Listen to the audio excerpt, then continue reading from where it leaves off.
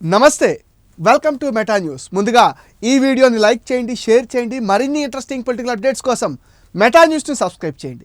ఇక మ్యాటర్లోకి వస్తే 2024 ఎన్నికల్లో తొలిసారి గెలిచి చంద్రబాబు క్యాబినెట్లో అడుగుపెట్టిన వారిలో ఒక్కొక్కరిది ఒక్కొక్క స్టోరీ. కానీ ఆ బీజేపీ ఎమ్మెల్యే మాత్రం కాస్త డిఫరెంట్. సడన్గా ఏపీ రాజకీయాల్లోకి రావడమే కాకుండా ఏకంగా కూటమి తరపున టికెట్ దక్కించుకోవటం, గెలవడం, ఆ తర్వాత ఏకంగా మంత్రిగా ఛాన్స్ కొట్టేయడం అన్నీ యాదృచ్ఛికంగా జరిగిపోయాయి.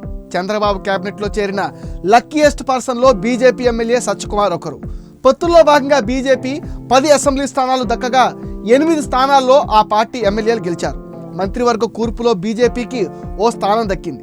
బీజేపీ తరఫున జమ్మలమడుగు నుంచి గెలిచిన ఆదినారాయణ రెడ్డి, విజయవాడ సౌత్ నుంచి గెలిచిన సుజనా చౌదరి, విశాఖ నార్త్ నుంచి విజయం సాధించిన విష్ణుకుమార్ రాజు, కైక్లూరు ఎమ్మెల్యే కామినేని శ్రీనివాస్ పేర్లు మంత్రివర్గ కూర్పుకు ముందు వినిపించాయి. గెలిచిన 8 మందిలో సీనియర్లను కాదని మొట్టమొదటిసారి ఎన్నికైన సత్యకుమార్ యాదవ్ వైపే అధిష్టానం మొగ్గు చూపింది.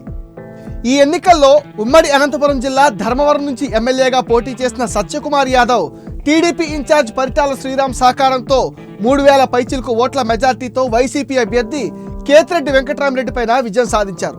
తన రాజకీయ వ్యూహాలు, పోల్ మేనేజ్మెంట్ సాయంతో నియోజకవర్గానికి వచ్చిన 40 రోజుల్లోనే కేతిరెడ్డి పైన సంచలన విజయం అందుకున్నారు.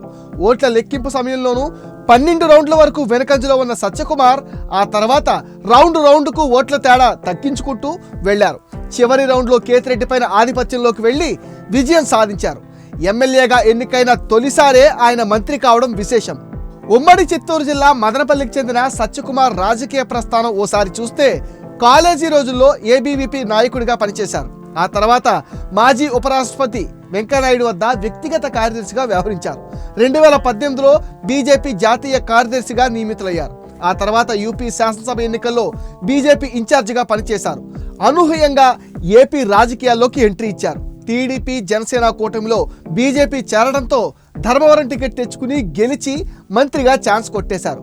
సత్యకుమార్కు హైకమాండ్ వద్ద మంచి వెయిటేజ్ ఉండడంతో మినిస్ట్రీ సంపాదించారు. ఇది ఇవాల్టి మెటా న్యూస్ పొలిటికల్ అప్డేట్. ఈ వీడియోని తప్పకుండా లైక్ చేయండి, షేర్ చేయండి. అండ్ ఈ వీడియో పైన మీ విలువైన ఒపీనియన్ని కామెంట్ సెక్షన్లో పోస్ట్ చేయండి. మీరు ఇచ్చే కామెంట్స్తో మరిన్ని ఇంట్రెస్టింగ్ వీడియోలు మీకు అందిస్తాం. ఫ్రెండ్స్, మీరిచ్చిన సపోర్ట్తోనే మేము 75Kకి రీచ్ అయ్యాం. అండ్ ఈ ఛానల్ని 100Kలో నిలపాల్సిన బాధ్యత మీదే. దానికి మీరు చేయాల్సిందల్లా ఈ వీడియోస్ని మీ ఫ్రెండ్స్ అండ్ ఫ్యామిలీకి షేర్ చేయండి, మెటా న్యూస్ని సపోర్ట్ చేయండి, సబ్స్క్రైబ్ చేయండి.